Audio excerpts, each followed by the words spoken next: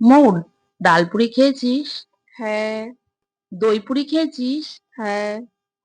Chicken Puri খেয়েছিস? সেটা খাইনি তো কখনো। আচ্ছা চল আজকে চিকেন পুরি বানাই। আচ্ছা, এবার পুরি বানাতে কি কি লাগবে?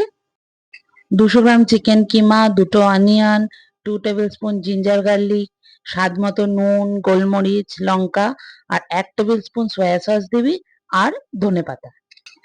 আগের দিন তোকে যেভাবে আমি ভেজিটেবল চপ করা শিখিয়েছিলাম ওরম ভাবে চপ করে নিবি।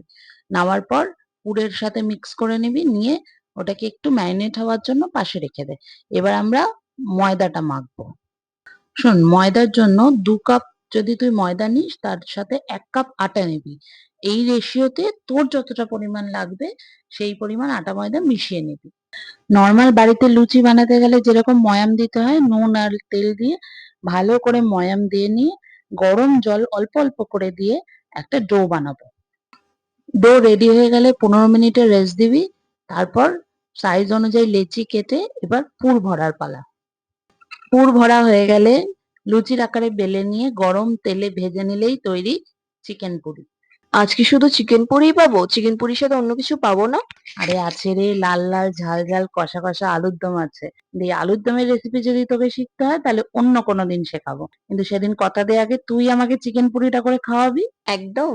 নমস্কার, আমি রাঁধুনি দেবলীনা। ক্যামেরায় আমি মৌ।